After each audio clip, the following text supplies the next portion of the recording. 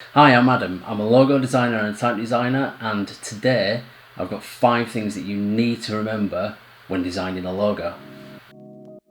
Number 1, do your research.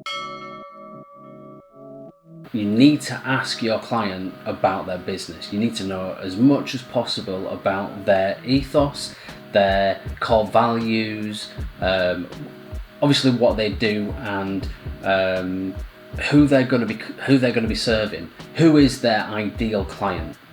You do this to try and build out a brief. Without a brief, you can't do anything. Number 2, gather inspiration.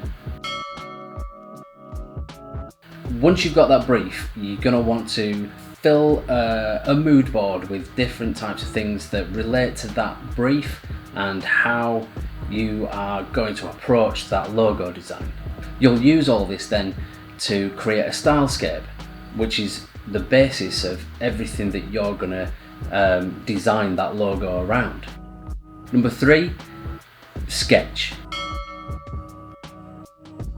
Get all those ideas out on paper. Make sure that you leave no stone unturned, because what you're trying to do with sketching is get all your ideas out and make sure that all the rubbish is put to one side. We're just filtering out the good from the bad.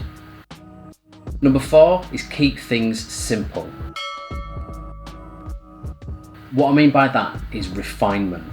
So the most memorable brands and the most memorable logos are always simple. They're always as simple as they possibly can be.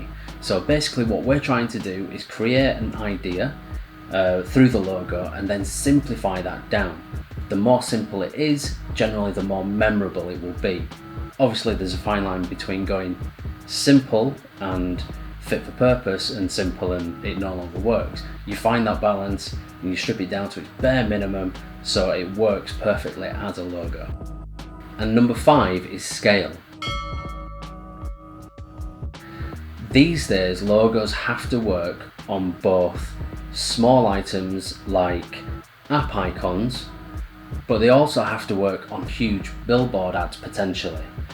Now you don't want to restrict anything by only going for one or the other, so it's your job to make sure that when you're developing that logo it works on both extreme scales.